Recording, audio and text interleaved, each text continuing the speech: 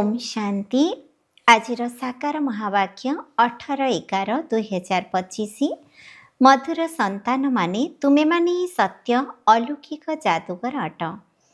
तुमको मनुष्यरू देवता करिबार जादू देखाइबाको हेब। प्रश्न, फल पुरुषार्थी छात्र छात्रींकर लक्षण कौन होइथिब? उत्तर, सेमाने सम्मानर सहित पास हेबार अर्थात विजयमालारे आसिबार लक्ष्य रखिथिबे। सेमानंक बुद्धिरे एकमात्र बाबांकर ही स्मृति रहिथिब। देह सहित देहर सबु संबंधरू बुद्धिजोग तुटाई जनक सहित ही प्रीति रखिबे। एही भली पुरुषार्थी ही मालार दाना हेबे। ओम शांति।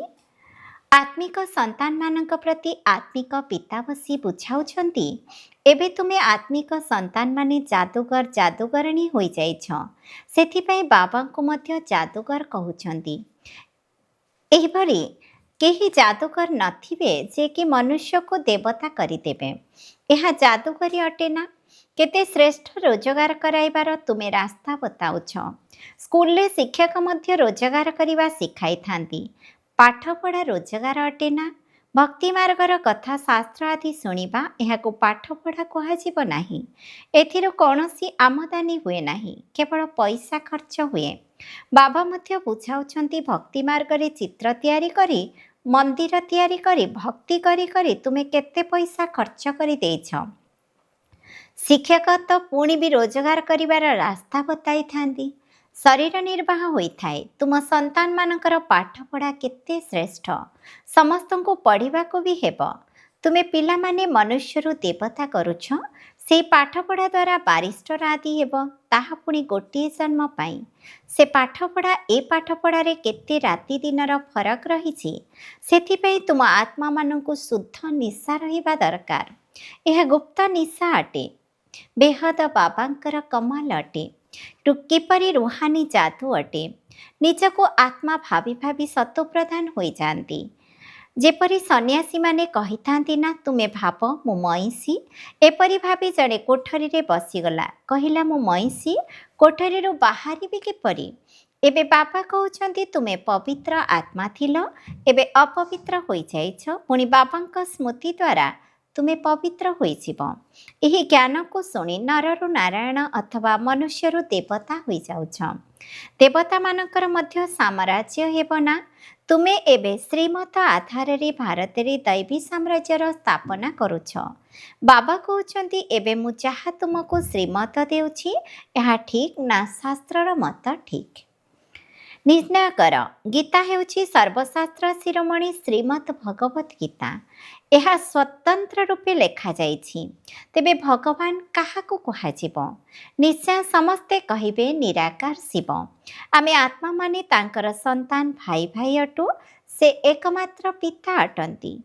बाबा कहउछंती तुमे समस्ते प्रेमिका अट। परमात्मा प्रेमिक को मने पकाउछ, काहेकि ना मु ही राजयोग शिखाई जहाद्वारा तुमे वास्तव रे नररु नारायण हेउछ। सेमाने तो कही देउछंती जे आमे सत्यनारायणकर कथा शुणुछु। एकथा केही बुझु नांती जे एहाद्वारा आमे नररु नारायण हेबु। बाबा तुम आत्मा मानकु ज्ञानर तृतीय नेत्र देउछंती, जहाद्वारा आत्मा सबु किछि जानि जाउछि। शरीर बिना आत्मा कथा कहि परिबो नाही। आत्मा मानकर रहिबा स्थान को निर्वाण धाम कहा जाउछि। तुम संतान मानकु एबे शांति धाम एवं सुख धाम को मने पकाइबा को हेब। एही दुख धाम को बुद्धि रो भूलिबा को हेब। आत्मा को एबे ज्ञान मिलेछि, ठीक कौन भूल कौन, कर्म अकर्म विकर्मर रहस्य को मध्य बाबा बुझाउछंती। बाबा संतान मानकु ही बुझाउछंती एवं संतान माने ही जानुछंती। अन्य मनुष्य माने तो बाबा को ही जानि नाहंती। बाबा कहउछंती एहीपरि ड्रामा मध्य तैयारी होइछि। रावण राज्य रे समस्तंकर कर्म विकर्म होइथाए। सत्यजुगरे कर्म अकर्म होइथाए। केही जदि पचारंती सेठारे कौन पिला जन्म हेउ नाहंती, तेबे कुह ताकु निर्विकारी दुनिया कहा जाए। तेणु सेठारे एही पांच विकार केउठारु आसीबो? एहा बहुत साधारण कथा। एकथा बाबा बसी बुझाउछंती, जे ठीक भाबुछंती से तुरंत धारण करिथांती। କେହି ନ ବୁଝୁଥିଲେ ମଧ୍ୟ ଆଗକୁ ଗଲେ ବୁଝିଯିବେ। ଅଗ୍ନିଶିଖା ପାଖକୁ ପତଙ୍ଗ ଆସିଥାନ୍ତି, ଚାଲିଯାଇ ପୁଣି ଆସିଥାନ୍ତି। ବାବା ମଧ୍ୟ ଅଗ୍ନିଶିଖା ସମ ଅଟନ୍ତି। ପୁରୁଣା ଦୁନିଆ ଜଳି ଭସ୍ମ ହୋଇଯିବ, ଏକଥା ମଧ୍ୟ ବୁଝାଯାଉଛି। ବାକି କୌଣସି ନିଆଁ ଆଦିର କଥା ନାହିଁ। ତାହା ତ ସାଧାରଣ କଥା ଅଟେ। ଅଗ୍ନିଶିଖାରେ ବହୁତ ପତଙ୍ଗ ପଡ଼ି ଜଳି ଯାଇଥାନ୍ତି। ଦୀପାବଳିରେ କେତେ ଛୋଟ ଛୋଟ ପୋକ ଜନ୍ମ ହୁଅନ୍ତି, ପୁଣି ମରି ଯାଇଥାନ୍ତି। ଜନ୍ମ ନେଲେ ଓ ମଲେ। ବାବା ମଧ୍ୟ ବୁଝାଉଛନ୍ତି, ଯେଉଁ ଆତ୍ମା ଅନ୍ତ ସମୟରେ ଆସି ଜନ୍ମ ନେଇ ପୁଣି ମରିଯିବେ, ଏହା ତ ଯେପରି ମଶାଙ୍କ ସଦୃଶ ଜୀବନ ହୋଇଗଲା। ବାବା ସମ୍ପତ୍ତି ଦେବା ପାଇଁ ଆସିଛନ୍ତି, ସେଥିପାଇଁ ପୁରୁଷାର୍ଥ କରି ସମ୍ମାନର ସହିତ ପାସ୍ ହେବା ଉଚିତ। ଭଲ ଭଲ ଛାତ୍ରମାନେ ବହୁତ ପୁରୁଷାର୍ଥ କରିଥାନ୍ତି। ଏହି ମାଳା ମଧ୍ୟ ସମ୍ମାନର ସହ ପାସ୍ ହୋଇଯିବା ଆତ୍ମାମାନଙ୍କର ଅଟେ। ଯେତେ ସମ୍ଭବ ପୁରୁଷାର୍ଥ କରିଚାଲ, ବିନାଶ କାଳେ ବିପରୀତ ବୁଦ୍ଧି କହିଥାନ୍ତି। ଏହା ଉପରେ ମଧ୍ୟ ତୁମେ ବୁଝାଇ ପାରିବ। ଆମର ବାବାଙ୍କ ସହିତ ପ୍ରୀତି ବୁଦ୍ଧି ରହିଛି। ଏକ ବାବାଙ୍କ ବ୍ୟତୀତ ଆମେ କାହାଙ୍କୁ ମନେ ପକାଉ ନାହୁଁ। ବାବା କହୁଛନ୍ତି, ଦେହ ସହିତ ଦେହର ସବୁ ସମ୍ବନ୍ଧକୁ ଭୁଲି ମୋତେ ମନେ ପକାଅ। ଭକ୍ତି ମାର୍ଗରେ ବହୁତ ମନେ ପକାଇ ଆସିଛ। ହେ ଦୁଃଖହର୍ତ୍ତା, ସୁଖକର୍ତ୍ତା, ତେବେ ନିଶ୍ଚୟ ବାବା ସୁଖଦାୟୀ ଅଟନ୍ତି ନା? ସ୍ୱର୍ଗକୁ ସୁଖଧାମ କୁହାଯାଉଛି। ବାବା ବୁଝାଉଛନ୍ତି, ମୁଁ ଆସିଛି ପବିତ୍ର କରିବା ପାଇଁ। ଯେଉଁ ସନ୍ତାନମାନେ କାମଚିତା ଉପରେ ବସି ଭସ୍ମ ହୋଇଯାଇଛନ୍ତି, ତାଙ୍କ ଉପରେ ଆସି ଜ୍ଞାନର ବର୍ଷା କରୁଛି। ତୁମ ସନ୍ତାନମାନଙ୍କୁ ଯୋଗ ଶିଖାଉଛି। ବାବାଙ୍କୁ ମନେ ପକାଅ, ତେବେ ବିକର୍ମ ବିନାଶ ହେବ ଏବଂ ତୁମେ ପରିସ୍ଥାନର ମାଲିକ ହୋଇଯିବ। ତୁମେ ମଧ୍ୟ ଯାଦୁକର ଅଟନା। ପିଲାମାନଙ୍କର ନିଶା ରହିବା ଉଚିତ। ଏହା ଆମର ସଚ୍ଚା ସଚ୍ଚା ଯାଦୁକରୀ ଅଟେ। କେହି କେହି ବହୁତ ଭଲ ହୋସିଆର ଯାଦୁକର ଥାନ୍ତି। କ'ଣ କ'ଣ ସବୁ ଜିନିଷ ବାହାର କରିଥାନ୍ତି। ଏହି ଯାଦୁକରୀ ପୁଣି ଅଲୌକିକ ଅଟେ, ଅର୍ଥାତ୍ ଜଣକ ବ୍ୟତୀତ ଆଉ କେହି ଶିଖାଇ ପାରିବେ ନାହିଁ। ତୁମେ ଜାଣିଛ, ଆମେ ମନୁଷ୍ୟରୁ ଦେବତା ହେଉଛୁ। ଏହି ଶିକ୍ଷା ନୂଆ ଦୁନିଆ ନିମନ୍ତେ ଉଦ୍ଦିଷ୍ଟ। ତାକୁ ସତ୍ୟଯୁଗୀ ନୂଆ ଦୁନିଆ କୁହାଯାଉଛି। ଏବେ ତୁମେ ସଙ୍ଗମ ଯୁଗରେ ଅଛ। ଏହି ପୁରୁଷୋତ୍ତମ ସଙ୍ଗମ ଯୁଗ ବିଷୟରେ କାହାକୁ ଜଣା ନାହିଁ। ତୁମେ କେତେ ଉତ୍ତମ ପୁରୁଷ ହେଉଛ। ବାବା ଆତ୍ମାମାନଙ୍କୁ ହିଁ ବୁଝାଉଛନ୍ତି। ତୁମେ ଟିଚର ଭଉଣୀମାନେ ଯେତେବେଳେ କ୍ଲାସରେ ବସୁଛ, ତୁମର କାମ ହେଉଛି ପ୍ରଥମେ ସମସ୍ତଙ୍କୁ ସାବଧାନ କରାଇବା। ଭାଇ ଭଉଣୀମାନେ ନିଜକୁ ଆତ୍ମା ଭାବି ବସ। ଆମେ ଆତ୍ମା ଏହି କର୍ମେନ୍ଦ୍ରିୟ ଦ୍ୱାରା ଶୁଣୁଛୁ। 84 ଜନ୍ମର ରହସ୍ୟ ମଧ୍ୟ ବାବା ବୁଝାଉଛନ୍ତି। କେଉଁ କେଉଁ ମନୁଷ୍ୟମାନେ 84 ଜନ୍ମ ନେଉଛନ୍ତି, ସମସ୍ତେ ତ ନେବେ ନାହିଁ। ଏହା ଉପରେ ମଧ୍ୟ କାହାର ବୁଦ୍ଧି ଚାଲୁନାହିଁ। ଯାହା ଶୁଣୁଛନ୍ତି ସତ ବୋଲି କହିଦେଉଛନ୍ତି। ହନୁମାନ ପର୍ବନରୁ ବାହାରିଲେ ସତ, ପୁଣି ଅନ୍ୟମାନଙ୍କୁ ମଧ୍ୟ ଏହିପରି କଥାକୁ ଶୁଣାଇଥାନ୍ତି, ପୁଣି ଶୁଣି ସତ୍ ସତ କହି ଚାଲିଥାନ୍ତି। ଏବେ ଭୁଲ ଠିକ୍ ବୁଝିବା ପାଇଁ ତୁମକୁ ଜ୍ଞାନ ଚକ୍ଷୁ ମିଳିଛି, ତେଣୁ ସଠିକ୍ କର୍ମ କରିବା ଉଚିତ। ତୁମେମାନେ ବୁଝାଉଛ ମଧ୍ୟ, ଆମେ ବେହଦ ବାବାଙ୍କ ଠାରୁ ଏହି ସମ୍ପତ୍ତି ନେଉଛୁ। ତୁମେ ସମସ୍ତେ ପୁରୁଷାର୍ଥ କର। ସେ ବାବା ସବୁ ଆତ୍ମାମାନଙ୍କର ପିତା ଅଟନ୍ତି। ତୁମ ଆତ୍ମାମାନଙ୍କୁ ବାବା କହୁଛନ୍ତି, ବର୍ତ୍ତମାନ ମୋତେ ମନେ ପକାଅ। ନିଜକୁ ଆତ୍ମା ଭାବ। ଆତ୍ମାରେ ହିଁ ସଂସ୍କାର ରହିଛି। ଆତ୍ମା ସଂସ୍କାର ନେଇଯାଇଥାଏ। କାହାର ଛୋଟ ବୟସରୁ ବହୁତ ନାମ ପ୍ରସିଦ୍ଧ ହୋଇଥିଲେ ବୁଝାଯାଏ, ଇଏ ପୂର୍ବଜନ୍ମରେ ଏପରି କୌଣସି ଭଲ କର୍ମ କରିଛନ୍ତି। କେହି କଲେଜ ଆଦି ତିଆରି କରିଲେ ପରଜନ୍ମରେ ଭଲ ପାଠ ପଢ଼ିଥାନ୍ତି। କର୍ମର ହିସାବ କିତାବ ରହିଛି ନା? ସତ୍ୟଯୁଗରେ ବିକର୍ମର କଥା ହିଁ ରହିବ ନାହିଁ। କର୍ମ ତ ନିଶ୍ଚୟ କରିବେ, ରାଜକାର୍ଯ୍ୟ କରିବେ, ଖାଇବେ ପିଇବେ, କିନ୍ତୁ ଓଲଟା କର୍ମ କରିବେ ନାହିଁ। ତାକୁ ହିଁ ରାମରାଜ୍ୟ କୁହାଯାଏ। ଏଠାରେ ରାବଣ ରାଜ୍ୟ ରହିଛି। ଏବେ ତୁମେ ଶ୍ରୀମତ ଆଧାରରେ ରାମରାଜ୍ୟ ସ୍ଥାପନ କରୁଛ। ତାହା ହେଉଛି ନୂଆ ଦୁନିଆ। ପୁରୁଣା ଦୁନିଆରେ ଦେବତାମାନଙ୍କର ଛାଇ ପଡ଼ିନଥାଏ। ଲକ୍ଷ୍ମୀଙ୍କର ଜଡ଼ଚିତ୍ର ରଖିଲେ ଛାଇ ପଡ଼ିବ, ଚୈତନ୍ୟରେ ପଡ଼ିପାରିବ ନାହିଁ। ତୁମେ ଜାଣିଛ, ସମସ୍ତଙ୍କୁ ପୁନର୍ଜନ୍ମ ନେବାକୁ ପଡ଼ିବ। କୂଅରୁ ପାଣି କାଢ଼ିବାର ଏକ ବିଧି ଅଛି ନା? ଚକି ଅନବରତ ଘୁରୁଥାଏ। ଏହିପରି ତୁମର ଚକ୍ର ଘୁରୁଛି। ଏହା ଉପରେ ହିଁ ଦୃଷ୍ଟାନ୍ତ ରୂପେ ବୁଝାଯାଉଛି ପବିତ୍ରତା ହିଁ ସବୁଠାରୁ ଶ୍ରେଷ୍ଠ। କୁମାରୀ ପବିତ୍ର ହୋଇଥିବାରୁ ସମସ୍ତେ ତାର ପାଦ ତଳେ ପଡ଼ିଥାନ୍ତି। ତୁମେ ହେଉଛ ପ୍ରଜାପିତା ବ୍ରହ୍ମା କୁମାର ଓ କୁମାରୀମାନେ। ପ୍ରାୟତଃ କୁମାରୀମାନଙ୍କ ସଂଖ୍ୟା ଅଧିକା, ସେଥିପାଇଁ ଗାୟନ ରହିଛି କୁମାରୀ ଦ୍ୱାରା ବାଣ ମାରିଲେ। ଏହା ହେଉଛି ଜ୍ଞାନ ବାଣ। ତୁମେ ସ୍ନେହର ସହିତ ବସି ବୁଝାଉଛ ବାବା ସଦ୍ଗୁରୁ ଜଣେ ହିଁ ଅଟନ୍ତି। ସେ ସମସ୍ତଙ୍କର ସଦ୍ଗତି ଦାତା ଅଟନ୍ତି। ଭଗବାନ ଉବାଚ ମନ୍ମନା ଭବ। ଏହା ମଧ୍ୟ ମନ୍ତ୍ର ଅଟେ ନା? ଏହିଥିରେ ହିଁ ମେହନତ ରହିଛି। ନିଜକୁ ଆତ୍ମା ଭାବି ବାବାଙ୍କୁ ମନେ ପକାଅ। ଏହା ହେଉଛି ଗୁପ୍ତ ମେହନତ। ଆତ୍ମା ହିଁ ତମ ପ୍ରଧାନ ହୋଇଛି, ଆତ୍ମାକୁ ପୁଣି ସତୋ ପ୍ରଧାନ ହେବାକୁ ପଡ଼ିବ।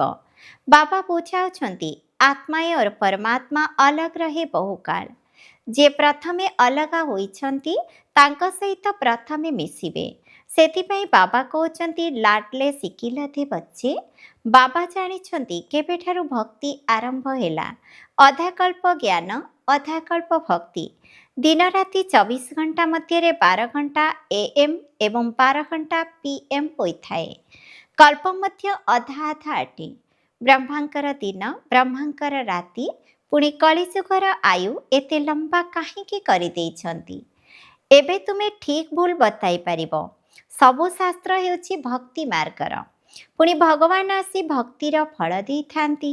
ଭକ୍ତମାନଙ୍କର ରକ୍ଷକ ବୋଲି କୁହାଯାଇଥାଏ ନା? ଆଗକୁ ଗଲେ ତୁମେ ସନ୍ନ୍ୟାସୀମାନଙ୍କୁ ବହୁ ସ୍ନେହର ସହିତ ବସି ବୁଝାଇବ। ତୁମେ ଦେଉଥିବା ଫର୍ମ ତ ସେମାନେ ପୂରଣ କରିବେ ନାହିଁ। ମାତା ପିତାଙ୍କର ନାମ ଲେଖିବେ ନାହିଁ। କେହି କେହି ମଧ୍ୟ କହି ଦେଇଥାନ୍ତି ବାବା ଯାଇ ପଚାରୁଥିଲେ କାହିଁକି ସନ୍ନ୍ୟାସ କରିଲ, କାରଣ ବତାଅ। ସେମାନେ ବିକାରର ସନ୍ନ୍ୟାସ କରିବା ସହିତ ଘରର ସନ୍ନ୍ୟାସ ମଧ୍ୟ କରିଥାନ୍ତି। ଏବେ ତୁମେ ସାରା ପୁରୁଣା ଦୁନିଆର ସନ୍ନ୍ୟାସ କରୁଛ। ନୂଆ ଦୁନିଆର ସାକ୍ଷାତକାର ତୁମକୁ କରାଇ ଦେଇଛି। ତାହା ନିର୍ବିକାରୀ ଦୁନିଆ। ସ୍ୱର୍ଗୀୟ ଈଶ୍ୱର ପିତା ଅଟନ୍ତି, ତେଣୁ ସ୍ୱର୍ଗ ହିଁ ସ୍ଥାପନ କରୁଛନ୍ତି।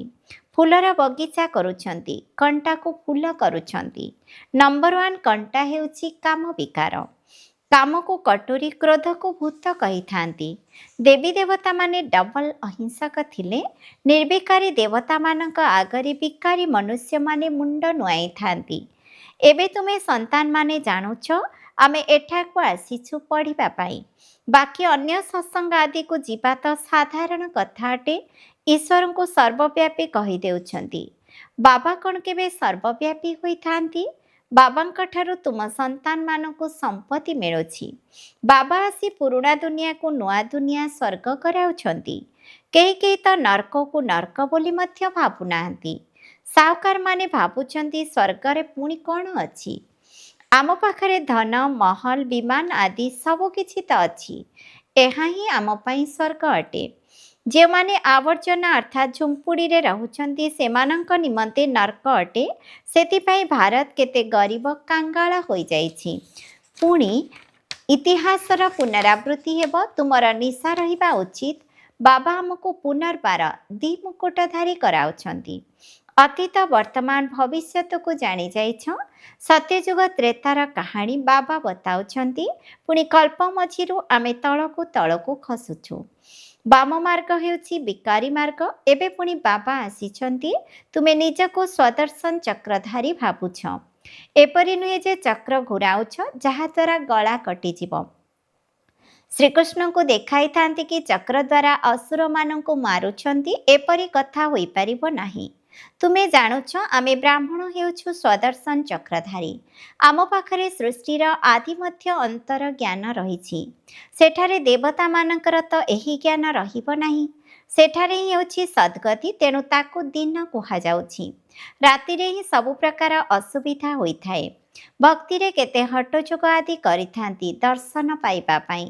ଯେଉଁମାନେ ନବୋଧା ଭକ୍ତି କରିଥାନ୍ତି ସେମାନେ ପ୍ରାଣତ୍ୟାଗ କରିବା ପାଇଁ ପ୍ରସ୍ତୁତ ହୋଇଗଲେ ସାକ୍ଷାତକାର ହୋଇଥାଏ। ଅଳ୍ପକାଳର ଇଚ୍ଛା ପୂରଣ ହୋଇଥାଏ ଡ୍ରାମା ଅନୁସାରେ। ବାକି ଈଶ୍ୱର କିଛି କରୁନାହାନ୍ତି। ଅଧାକଳ୍ପ ଭକ୍ତିର ପାଠ ରହିଛି। ଆଚ୍ଛା, ମିଠା ମିଠା ଶିଖିଲଧେ ସନ୍ତାନମାନଙ୍କ ପ୍ରତି ମାତା ପିତା ବାପଦାଦାଙ୍କର मधुर स्नेह संपन्न शुभेच्छा एवं सुप्रभात। आत्मिक पितांकर आत्मिक संतान मानंकु नमस्ते। आम आत्मिक संतान मानंकर मध्य आत्मिक पितांकु नमस्ते नमस्ते नमस्ते।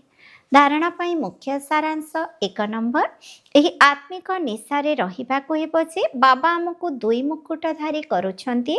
आमे हेउछु स्वदर्शन चक्रधारी ब्राह्मण। अतीत वर्तमान एवं भविष्यतर ज्ञान को बुद्धि रे रखी चलिबाकु हेबो। 2 नंबर, पास विथ ऑनर अर्थात सम्मानर सहित उत्तीर्ण हेबा पाई बाबांक सहित सच्चा सच्चा स्नेह रखिबाकु हेबो। बाबांको मने पकाइबार गुप्त मेहनत करिबाकु हेबो। वरदान, निजर डबल लाइट स्वरूप द्वारा आसुथिबा विघ्न गुड़िको अतिक्रम करुथिबा तीव्र पुरुषार्थी हुआ। आसुथिबा विघ्न गुड़िकरे थकी पड़िबा बा निराश हेबा परिवर्ते गोटे सेकेंड भितरे निजर आत्मिक ज्योति स्वरूप एवं निमित्त भावरे डबल लाइट स्वरूप द्वारा हाईजंप दियो। विघ्न रूपी पत्थर को भांगिबारे समय नष्ट कर नाही। गोटे सेकेंड रे लंफ दी अतिक्रम कर। टिके विस्मृति कारणरू सहज मार्ग को मुस्किल कर नाही। निज जीवनर भविष्यतर श्रेष्ठ लक्ष्य को स्पष्ट भावरे देखिबा सहित तीव्र पुरुषार्थी हुआ। बापदादा बा विश्व तुमको जो दृष्टि रे देखुचंती सेही श्रेष्ठ स्वरूप रे सर्वदा स्थित होई रुह। स्लोगान, सर्वदा खुशी रे रहिबा एवं खुशी बांटिबा एहा ही सबुठारो बड़ महानता अटे। अव्यक्त इशारा, अशरीरी अथवा विदेही स्थितिर अभ्यास को बढ़ाओ। वर्तमान संगठित रूप से गोटे ही शुद्ध संकल्प अर्थात एकर स्थिति निर्माण करिबार अभ्यास कर, तेबे जाई सारा विश्व रे शक्ति सेनार नाम विख्यात हेबो। एथिपई जेबे इच्छा शरीरर आधार निय एवं जेबे इच्छा शरीरर आधार छाड़ी निजर अशरीरी स्वरूप रे स्थित होई जाओ। जेपरी शरीर को धारण करिछ सेपरी शरीर ठारू पृथक होई जाओ। एही अनुभव अंतिम परीक्षा रे प्रथम नंबर रे आसीबार आधार अटे। ओम शांति।